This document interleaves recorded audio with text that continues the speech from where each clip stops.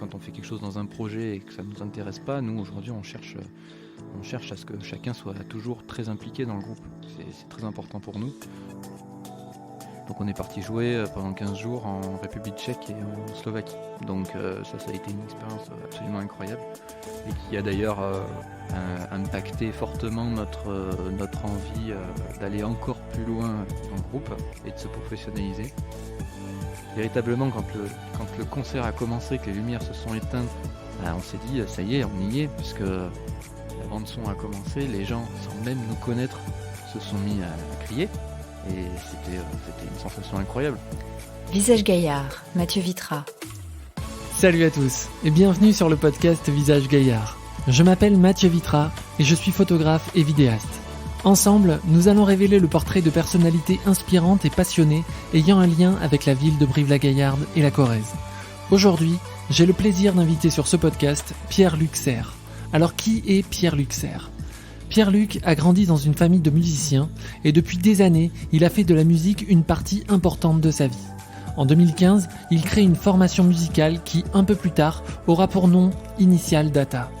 Avec ce groupe, et après avoir participé à différents tremplins et réalisé plusieurs concerts en France et à l'étranger, leur histoire et leur travail les mènent jusqu'à la première partie du groupe mythique Texas. En écoutant ce podcast, vous allez en savoir plus sur la naissance d'un groupe, son développement et quels sont les moyens de professionnaliser un tel projet. Vous allez connaître le rôle des différents acteurs qui peuvent intervenir autour du projet Initial Data et également les influences, les rôles, les missions des membres du groupe qui ont fait ce que ce groupe est aujourd'hui. On se retrouve à la fin de ce podcast. Installez-vous confortablement. Très bonne écoute. Bonjour Pierre-Luc Serre. Salut Mathieu Vitra. Comment tu vas ? Mais très bien, et toi ? Ça va très bien, je suis ravi de pouvoir t'accueillir sur ce podcast. Ça fait longtemps que je voulais qu'on parle un petit peu musique d'une manière un peu particulière. On a une passion commune, c'est effectivement la musique, mais la musique écoutée dans un premier temps, mais la musique aussi jouée. Ouais, la musique jouée. Ouais. C'est un grand plaisir de jouer de la musique, justement. Ouais, parce que c'est vrai que la musique c'est une passion pour beaucoup de monde, mais le fait de pouvoir exprimer de manière un peu particulière des choses, il y en a qui ont effectivement la peinture, il y en a qui ont l'écriture, et la musique jouée, c'est effectivement quelque chose qui est une expression vraiment singulière, vraiment particulière, vraiment personnelle. Ça dépend effectivement de la manière dont on le fait. Ça peut être effectivement le chant, ça peut être jouer d'un instrument. Pour nous, en tout cas, c'est jouer d'un instrument et un peu chanter aussi. Et c'est comme ça qu'on s'est connus. On a joué un petit peu ensemble aussi. Oui, tout à fait. Donc voilà, tu as joué dans différents groupes, dans différentes formations musicales. Et ça fait vraiment partie intégrante de ta vie, quoi. Oui, depuis, en fait, j'ai commencé la musique très très tôt, puisque dans ma famille, en tout cas, ma mère, et du côté de ma mère, beaucoup de personnes jouaient de la musique, différents instruments, du piano, du violon, de la guitare. Et donc on a tous, mes frères et moi, avons eu cette initiation de la musique par le piano au début. Et puis après, au fil et à mesure des années, au collège puis au lycée, j'ai appris la guitare tout seul avec un pote. Voilà, parce que c'était cool, Ouais, tout bien sûr. simplement. C'est comme ça qu'on commence, effectivement. Alors, on va en parler un petit peu plus. Et dans un deuxième temps aussi, toujours en rapport avec la musique, tu es à l'origine, tu me coupes si je me trompe, tu me corriges, il n'y a aucun problème. Tu es à l'origine d'un projet musical et un groupe que tu as créé depuis à peu près 5 ans environ. Ouais, c'est ça.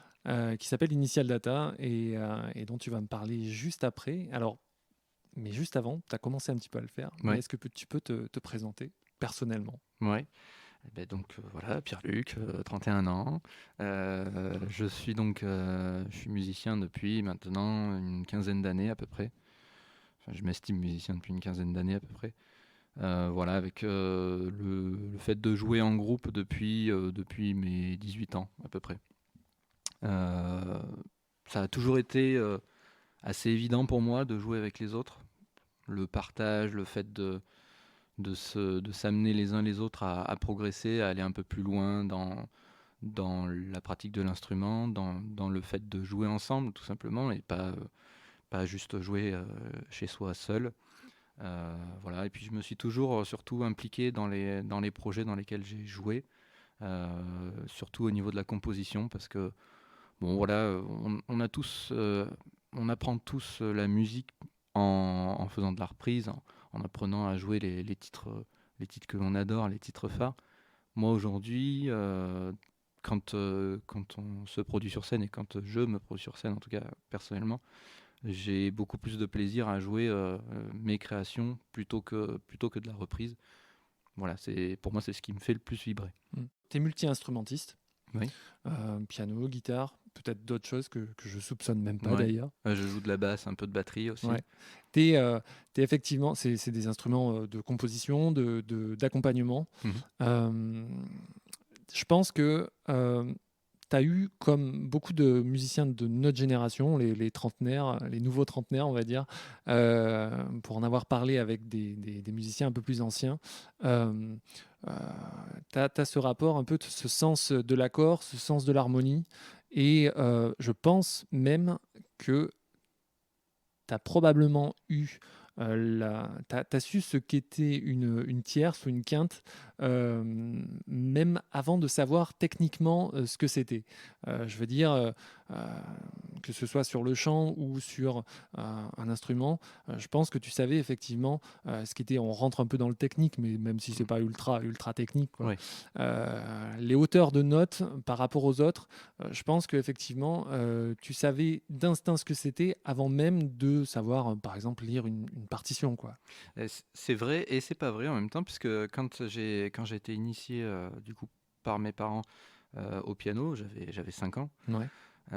Et je l'apprenais de manière très scolaire, justement, avec le solfège et ainsi de suite. Sauf que quand j'ai eu à peu près 12 ans, j'ai mis un terme à tout ça, puisque à l'époque, j'avais déjà des devoirs à l'école. C'était pas pour en avoir en plus à la maison. Et j'aimais pas ce système d'apprentissage finalement. Et c'est pour ça que la guitare, je l'ai apprise vraiment en autodidacte. Et je pense que le fait, effectivement, d'apprendre par soi-même, même si je suis allé chercher ce qu'on appelle des tablatures, hein, c'est des partitions, mais c'est pour la guitare, plus appliqué en tout cas pour la guitare, ça amène à développer son oreille beaucoup plus peut-être que simplement le solfège. Moi, je connaissais des personnes qui jouaient extrêmement bien du piano avec une partition, et quand on leur enlève, ils savent plus rien jouer. C'est quelque chose qui me fait me poser des questions, voilà.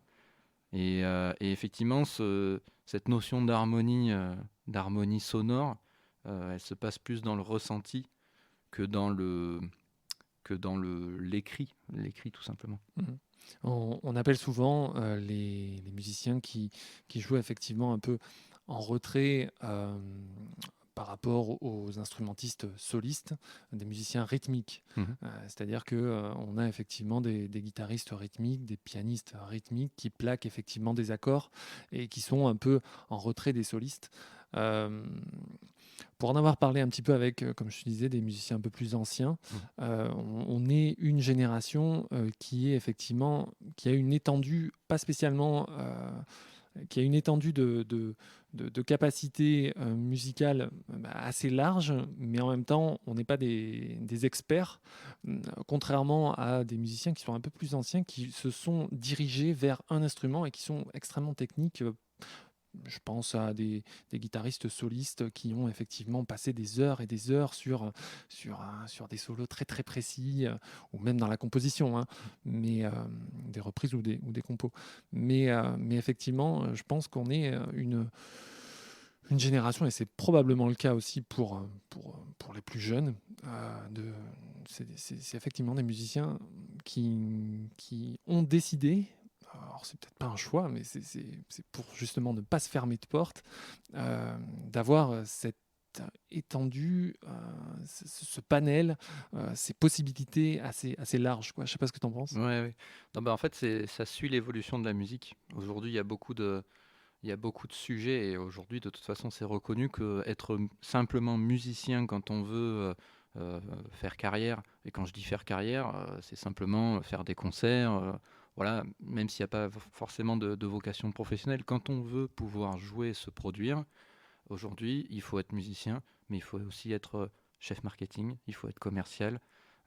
Et donc, forcément, plus on a de cordes à son arc au niveau instrument. Plus on sait jouer d'instruments et plus on s'intéresse à tout ce qu'il y a autour, le mixage, le mastering et ainsi de suite, plus on va se donner de chance que simplement se spécialiser dans un instrument en particulier. Peut-être effectivement dans ces cas-là on sera simplement dans l'interprétariat, vraiment dans l'excellence, puisque d'un point de vue technique on maîtrise son instrument, mais peut-être un peu moins entrepreneur de sa carrière, je dirais, au sens plus élargi. Visage Gaillard, Mathieu Vitra avec Pierre Luxer.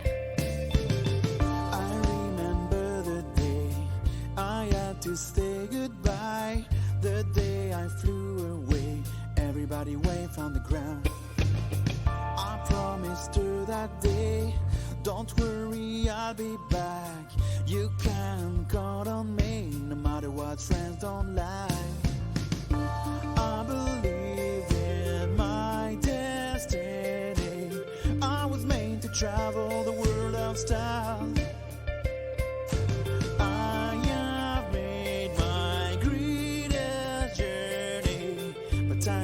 Lost among the stars. Can you try to save me? Please don't let me down. I'm lost in the galaxy, drifting like a shooting star. I really don't wanna die. Alors, on en a parlé un petit peu en intro. Tu es à l'origine d'un projet musical qui a fait son chemin, le groupe Initial Data. Donc, pour présenter un petit peu le style, qu'est-ce que tu pourrais dire ? Il y a effectivement des bases rock, des bases pop, il y a effectivement pas mal d'électro. Au niveau des inspirations, est-ce que tu peux me présenter un petit peu ce projet ? Alors aujourd'hui on dit que Initial Data c'est du rock alternatif, c'est-à-dire effectivement tu l'as dit, une base rock, puisque il y a cette batterie, cette guitare vraiment très forte, aussi ce son de basse malgré tout présent, et on a toujours voulu enrichir ce son là avec d'autres sonorités. Alors on dit électro, effectivement on a dit électro, on a dit world music, mais on n'est pas sur de l'électro boîte de nuit, je dirais, on est vraiment sur des synthétiseurs, voilà, des moments rythmiques qui vont basculer un peu plus vers des choses plus dansantes, plus électro. Quelques petites notes de pop, mais presque de moins en moins, j'ai envie de dire. Aujourd'hui, on est vraiment sur ce retour au son rock un peu classique, finalement. Les influences sont multiples. Les autres musiciens du groupe en ont plein d'autres que moi. Mais c'est cette mixité d'influences qui fait qu'aujourd'hui on arrive à un son qui nous est propre. On écoute énormément de rock anglais, américain, un petit peu de français aussi. Il y en a un petit peu moins dans ce qu'on peut apprécier, mais on écoute aussi des grosses prods sur des choses très très très différentes. Voilà, de la world music, de la variété, vraiment plein de choses. Et c'est de là qu'on puise notre inspiration. Comment s'est passée la création ?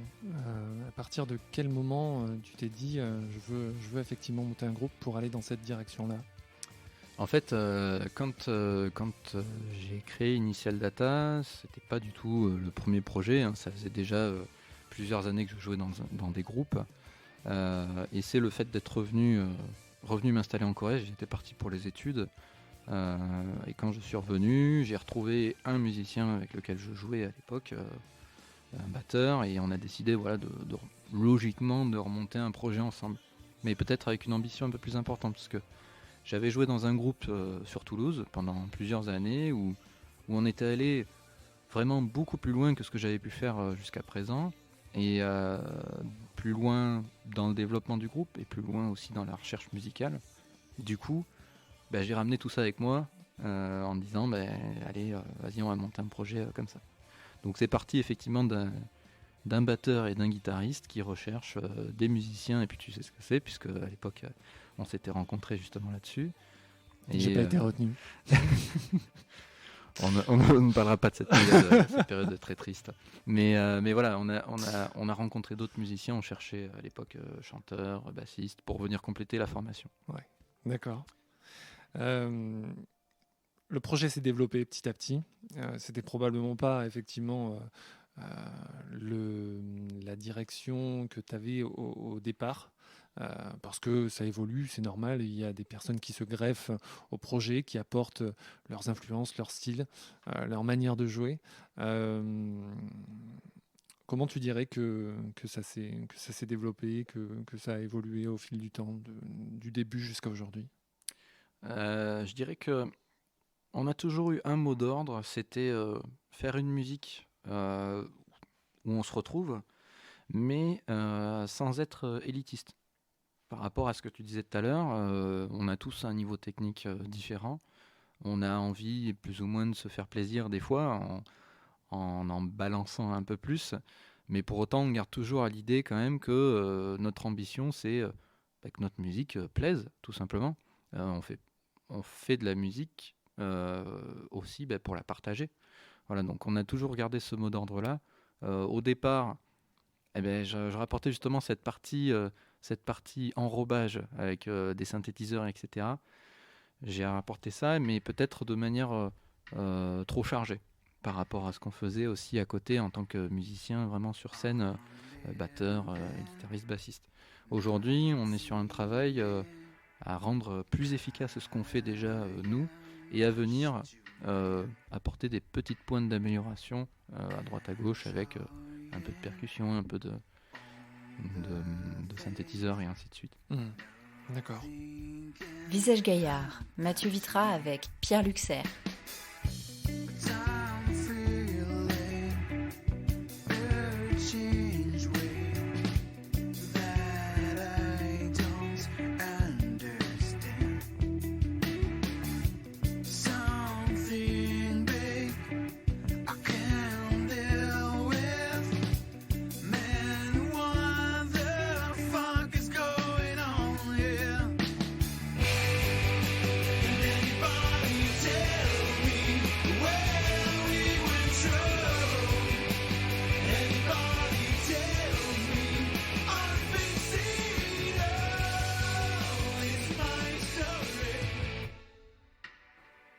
Alors aujourd'hui, le groupe est composé de Loïc au chant, Denis à la batterie, toi à la guitare et au piano.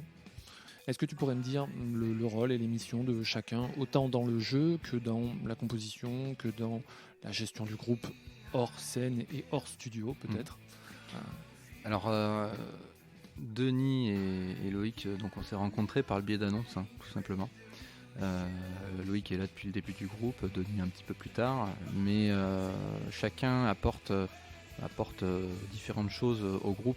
On va au-delà, ce que je disais, on va au-delà vraiment de la composition et de la musique en elle-même, puisqu'il y a aussi la communication sur les réseaux sociaux, la création visuelle, tout l'aspect esthétique du groupe. Là-dessus, tout le monde va apporter quelque chose. Denis, lui, en plus d'être le batteur du groupe, il gère toute la partie sample, toute la partie machine, tout ce qui vient justement compléter notre base sonore. Il a aussi une grande technicité au niveau mixage. Donc du coup, on fait beaucoup de travail en home studio avec lui. Et Loïc, lui, depuis toujours, c'est l'identité un peu visuelle du groupe. Le travail pour le site internet, pour les réseaux sociaux, la création de visuels, pour de la communication tout simplement. Il fait beaucoup de choses là-dessus, de la création vidéo aussi dernièrement, en plus de bien évidemment assurer le rôle de chanteur du groupe et d'écrire les paroles majoritairement. Voilà, et puis de mon côté, moi je vais être plus sur la composition, vraiment. Ça a toujours été comme ça, pour moi j'arrive à écrire quelques textes, mais c'est pas ce qui est le plus évident pour moi. Pour moi c'est vraiment composer, pas simplement une guitare, j'arrive toujours à composer une guitare, une basse, une batterie, peut-être des synthés, même des lignes vocales, et parfois même écrire des paroles. Mais moi je vais être plus sur cette partie-là. Dans tous les cas, y a une création sonore qui se fait par l'un d'entre nous, et puis chacun vient y apporter un petit peu sa touche. Les thèmes des morceaux sont assez variés. Alors jusqu'à présent, les thèmes au niveau des paroles, tu veux dire ? Ouais. Au niveau des paroles, jusqu'à présent, c'était donc, comme je te disais, Loïc qui était le plus impliqué là-dedans. Il dit souvent que une musique va lui inspirer quelque chose, une image, un film, quelque chose, voilà, de son quotidien, quoi, tout simplement, et il va écrire là-dessus. Jusqu'à présent, c'était comme ça que l'on travaillait. Maintenant, depuis l'an dernier, on a essayé d'apporter plus d'homogénéité dans ce qu'on fait. Donc, on a composé tous les nouveaux morceaux en se fixant finalement un thème. On a un thème aujourd'hui, c'est les nouvelles technologies et comment elles régissent un petit peu nos vies, en quoi elles influent dessus, et ainsi de suite. On s'est donné ça pour thème, donc du coup les compositions, alors sont pas forcément trop affectées là-dessus, mais il y a une part, comme on dit, de numérique dans ce qu'on fait. On a une voix un peu robotisée qui vient régulièrement, presque un quatrième membre du groupe. Donc pour la partie musique, voilà, ça va être à ce niveau-là. Et pour la partie vraiment parole, voilà, les thèmes sont plus en lien avec ça. Le fait de s'exposer sur les réseaux sociaux, voilà, il y a différentes thématiques qu'on a voulu aborder là-dessus. Et puis, on est directement concerné puisque c'est vraiment notre génération. On fait notre autocritique finalement. Le fait d'être accro au téléphone, d'être accro aux tablettes, aux ordinateurs, aux écrans, et ainsi de suite. Essayer de retrouver un peu de sens dans ce qu'on fait. C'est un peu le lien avec le nom du groupe. Initial Data, c'est effectivement de la donnée à l'origine, si on traduit littéralement. C'était effectivement ce côté un peu numérique, peut-être un peu geek aussi, qui ressort. Tout à fait. C'est vrai que ça prend encore plus de sens aujourd'hui, ce nom de groupe. À la base, on ne l'a pas forcément choisi comme ça. On avait tous des idées de nom de groupe et on était dans une démocratie, on a voté, on a trouvé le nom comme ça. Et puis finalement, ça nous est apparu tout de suite évident. Alors après, plus techniquement, dans les consoles son, Initial Data, c'est les données de base, les données de pré-réglage de base. Et effectivement, aujourd'hui, ça donne du sens à ce qu'on fait. On a toujours eu cet univers, comme on dit, numérico-rock finalement, avec même esthétiquement parlant des circuits imprimés sur scène. Voilà, c'est quelque chose... ça prend du sens aujourd'hui, c'est vrai. Ah, effectivement, c'est complètement cohérent, effectivement. Le fait que les morceaux soient tous en anglais, c'était je pense qu'effectivement, il y a eu probablement un lien avec vos influences, mais est-ce qu'il y avait un sens particulier à ça, de ne faire que des morceaux en anglais ? C'était plus pour une question de cohérence de style.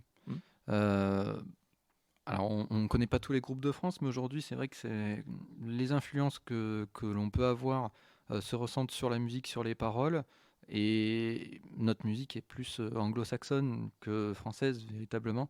Donc c'est vrai que pour cette cohérence-là, on partait plus sur de l'anglais, plutôt. Ça nous paraissait logique. On ne visait pas simplement non plus un public français. On est allé tourner à l'étranger un petit peu, donc c'était totalement approprié, finalement. Visage Gaillard, Mathieu Vitra avec Pierre Luxer.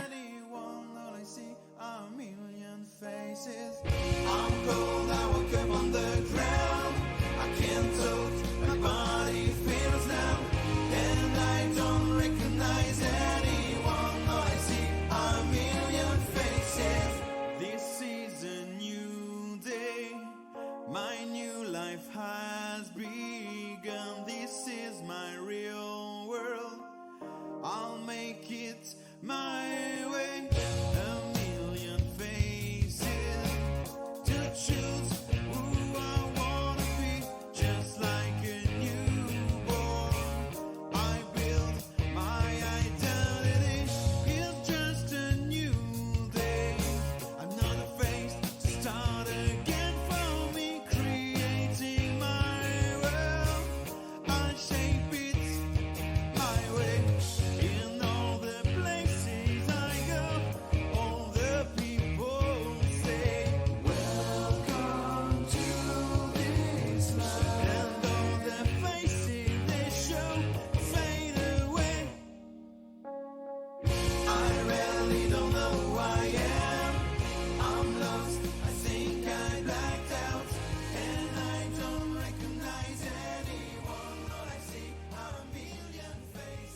au tout début de votre histoire du groupe, il a fallu que vous fassiez des concerts pour vous faire connaître. Les concerts, la musique live, c'était effectivement quelque chose d'important. Le fait de se faire connaître, c'est du travail, c'est des réseaux, c'est effectivement du bouche à oreille. Et il faut, j'imagine, beaucoup tourner, faire de la date, comme on dit.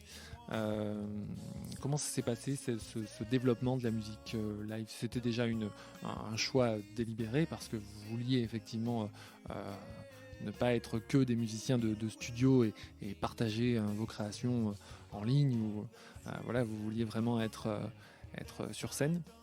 Mais comment ça s'est développé, ça? Au départ, on avait tous des emplois à côté de la musique, donc on faisait, on avait pour ambition un groupe au développement non limité.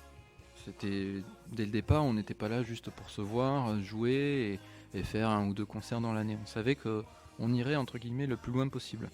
On allait réaliser des clips, on allait jouer sur des grandes scènes de festivals, faire des tournées. C'était vraiment notre ambition.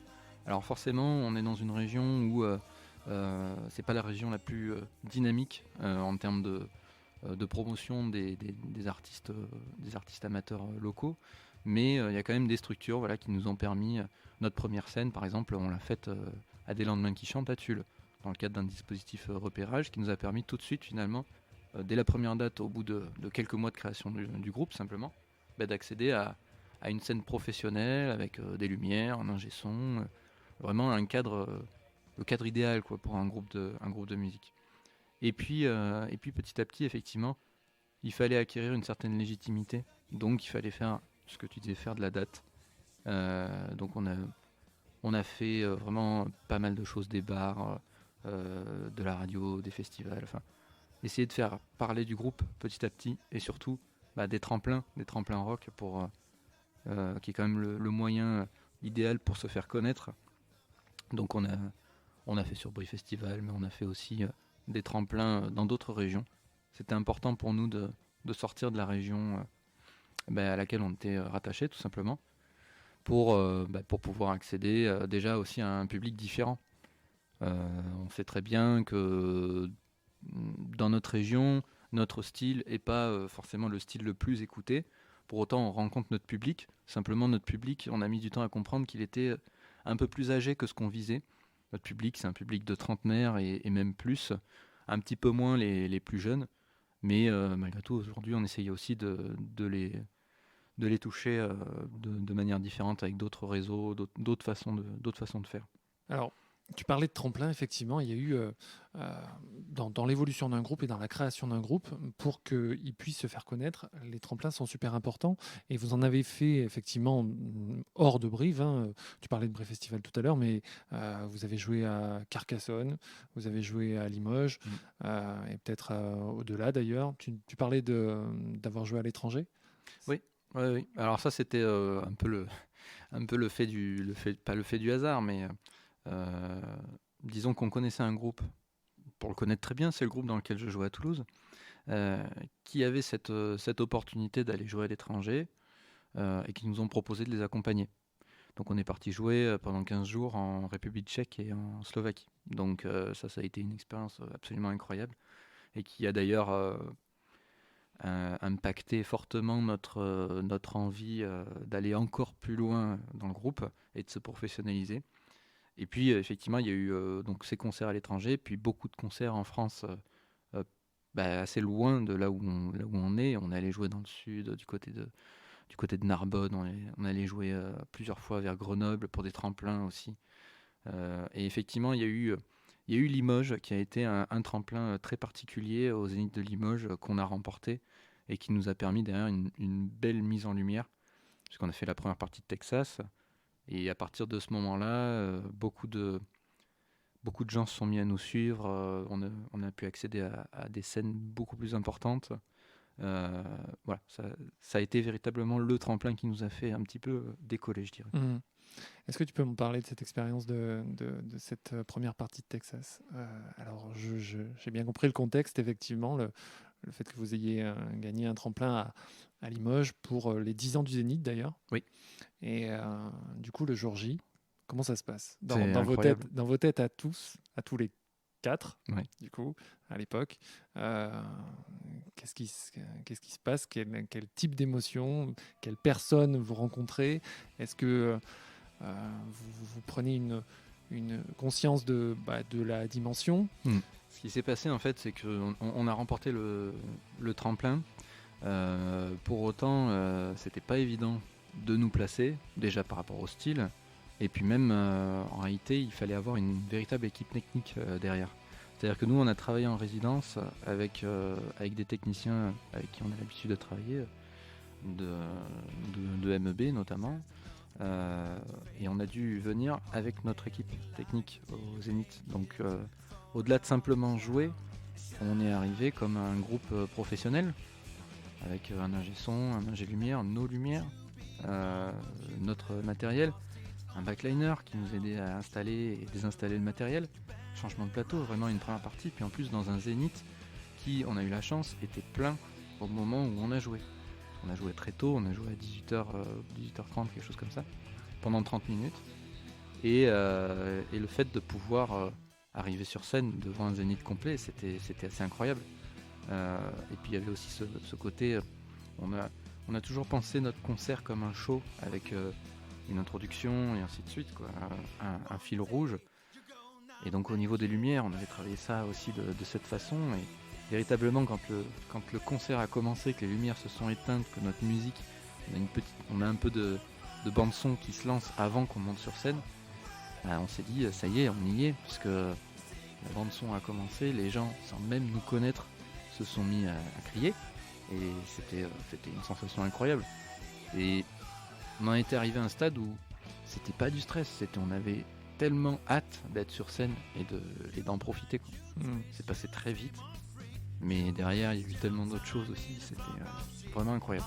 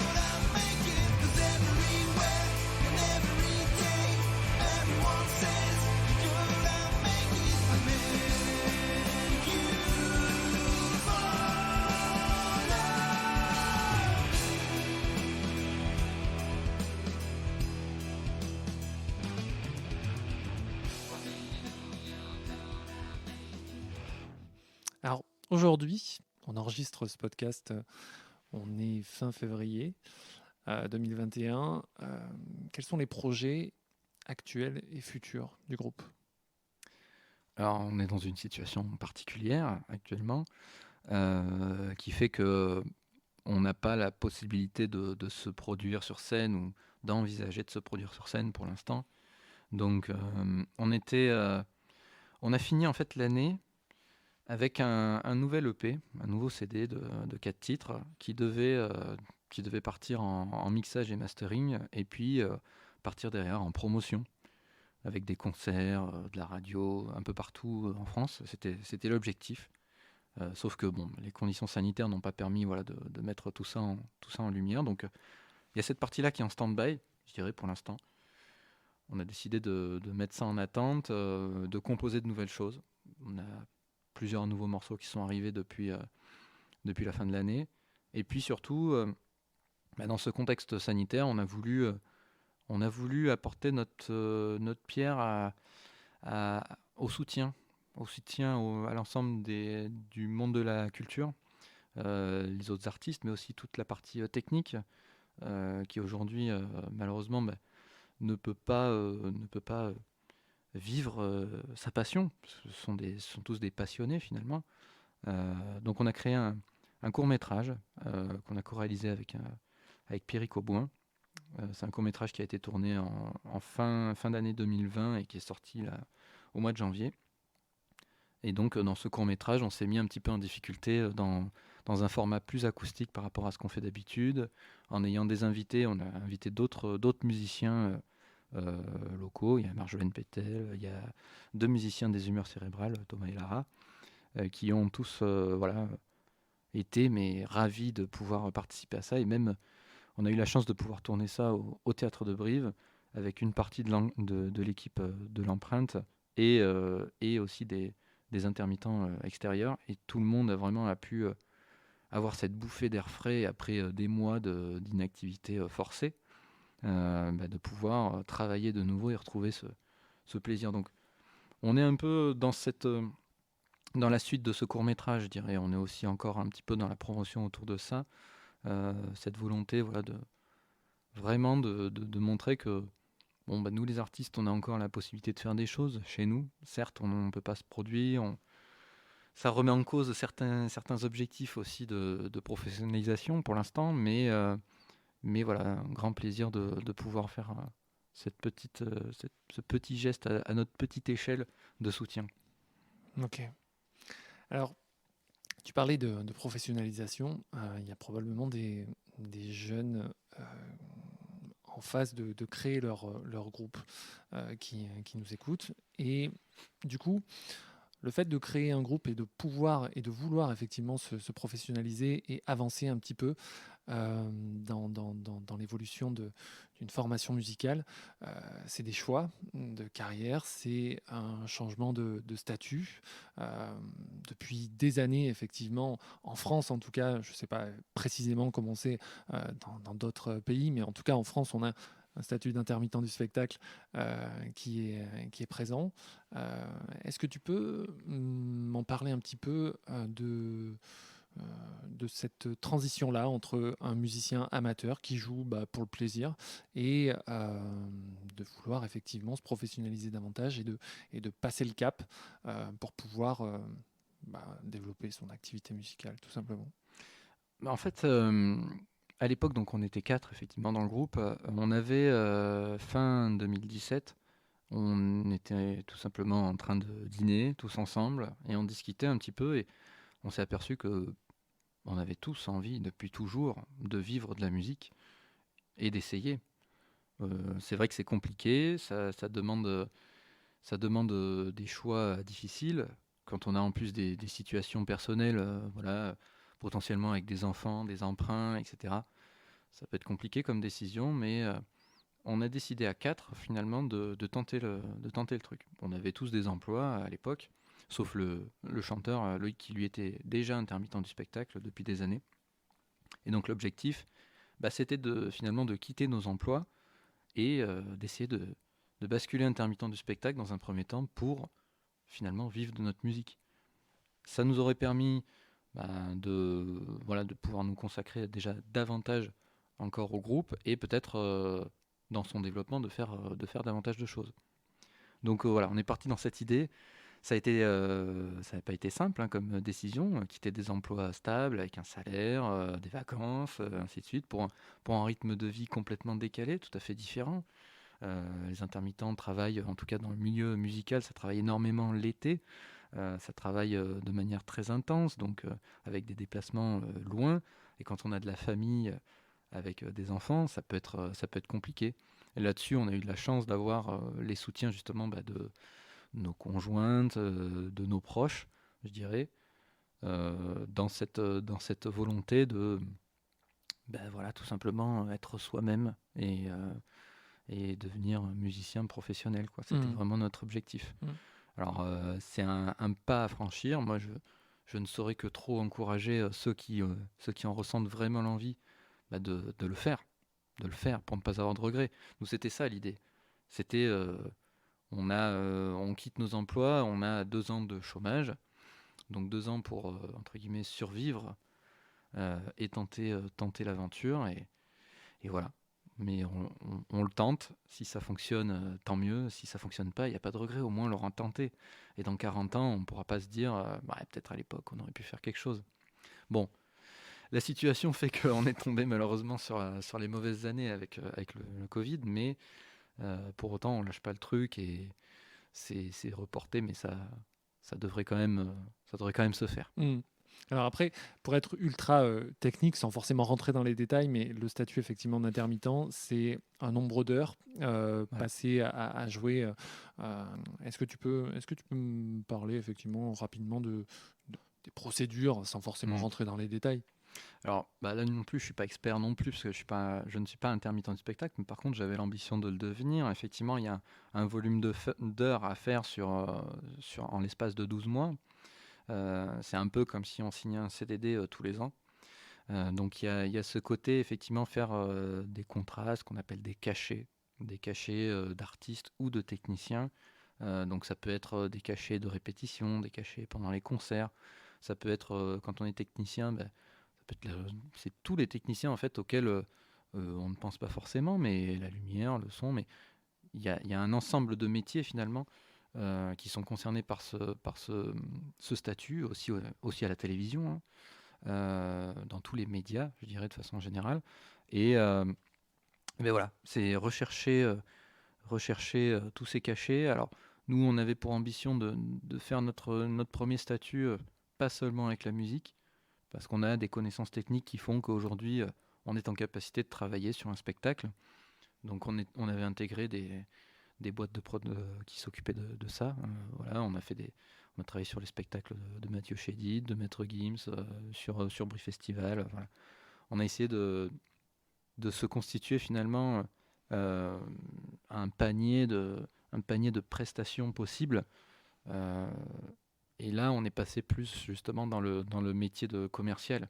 C'est-à-dire qu'à chaque fois que l'on faisait un plan caché, musique ou technicien, ou même on a fait de la figuration aussi, il y avait un côté fidélisation. Essayer de s'impliquer, de travailler le mieux possible pour l'année d'après, puisque on sait que tous les ans il faut renouveler ce statut, donc essayer de faire en sorte que ces rendez-vous reviennent l'année d'après. Mmh. Voilà, c'était la difficulté, puisqu'il fallait se créer un réseau. Ça a été l'objet finalement de notre première année de chômage, où on a continué de faire des choses pour le groupe, hein, des concerts et ainsi de suite, mais il y avait aussi cette petite idée en tête d'intégrer le milieu des techniciens, le milieu de la figuration, le milieu du concert d'animation qu'on faisait pas trop, puisque nous on est dans de la composition, donc on s'était créé des formations à côté d'autres, des mini-groupes si je puis dire, des duos qui permettaient d'aller animer euh, dans des campings, dans des mariages, dans des bars, où les budgets sont moins importants, mais sont malgré tout suffisants pour faire des déclarations de musiciens, donc des cachets. Et donc voilà, toute la première année a été faite pour ça, pour commencer à intégrer ces secteurs, et la deuxième année, 2020, qui devait être l'année charnière. Alors, monter un groupe, on le disait tout à l'heure, c'est faire des choix, effectivement, de style, de direction, parfois de personnes. C'est créer une identité. Tu parlais d'identité visuelle tout à l'heure. Alors, sans parler forcément de hiérarchie, mais il y a forcément des choix qui se font. Parfois, c'est des choix qui vont... Enfin, ça va de soi. Parfois, c'est évident. Parfois, il faut donner un petit peu de... c'est des choix un petit peu à contre-cœur. C'est des ententes, c'est des compromis. parfois, souvent d'ailleurs. Oui, tout à fait, puisque aujourd'hui, donc, on est dans un groupe où on souhaite partager. On souhaite partager notre musique. On mène un projet, on est plusieurs impliqués dans ce projet. Euh, on n'est pas toujours d'accord, forcément, sur la direction artistique, sur la communication, le visuel. Donc on est là pour échanger, en fait, tout simplement. Après, pour autant, des fois, les connaissances techniques de l'un vont faire que on va peut-être plus le suivre sur tel ou tel sujet. Moi, c'est vrai qu'à titre personnel, je maîtrise beaucoup moins tout ce qui est aspect visuel. Donc, je vais simplement être dans un avis à dire j'aime ou j'aime pas finalement, mais sans avoir la capacité de proposer d'autres choses.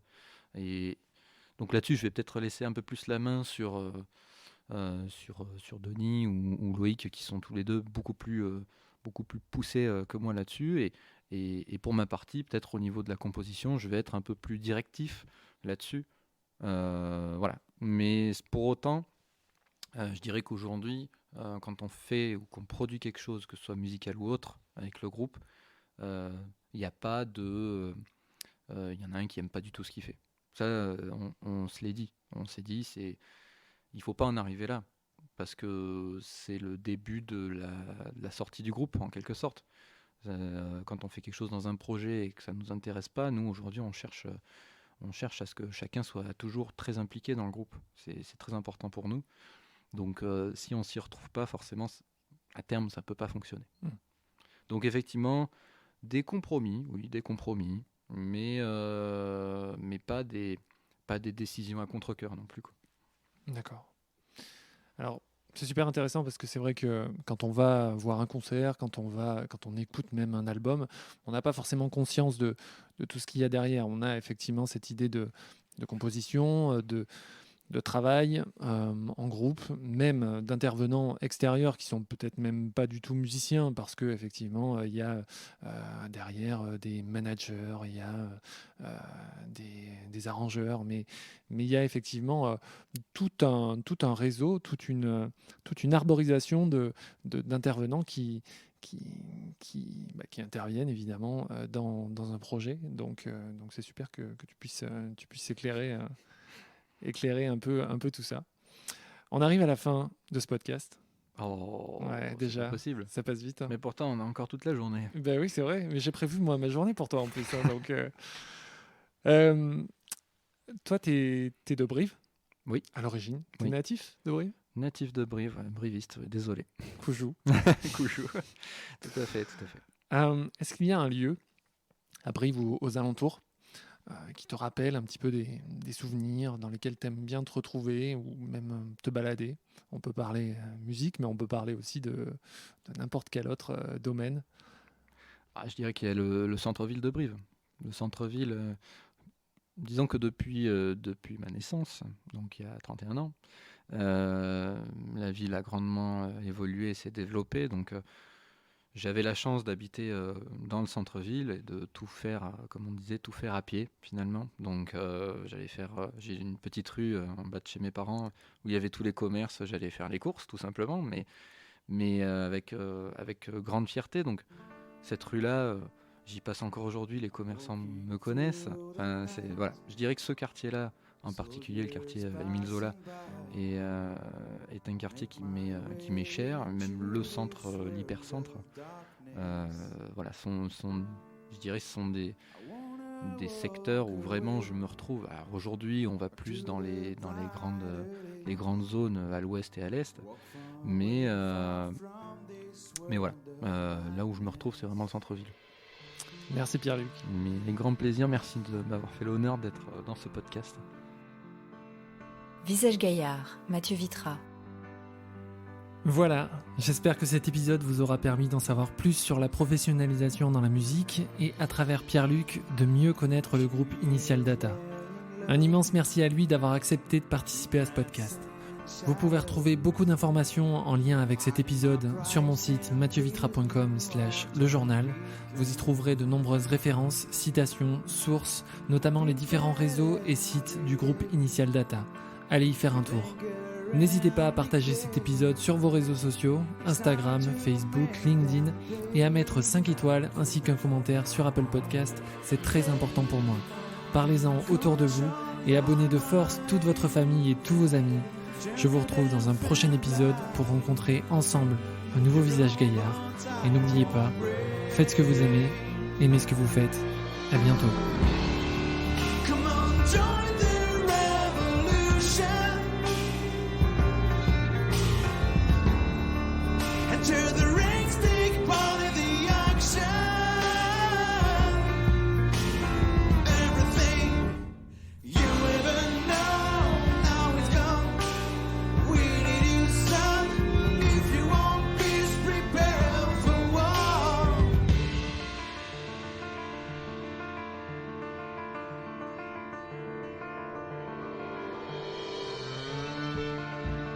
We stand in line, we're ready. We can't give up today. They can't get away.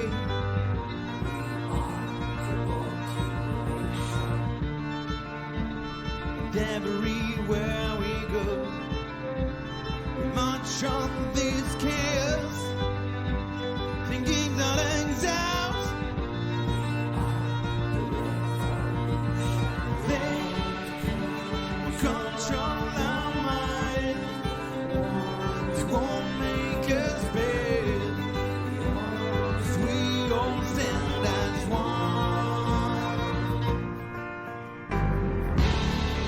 Come on, join the revolution. Enter the ranks, take part in the action. Everything you ever know, now is gone. We need you, son. If you want peace, prepare for war. Until the end, until victory.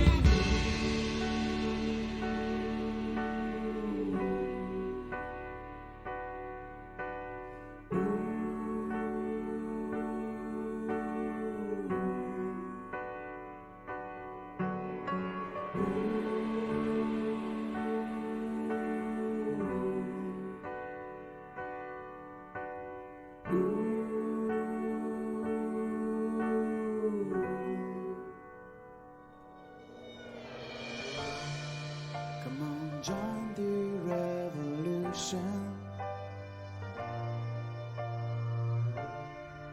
Enter the ranks, take part in the action.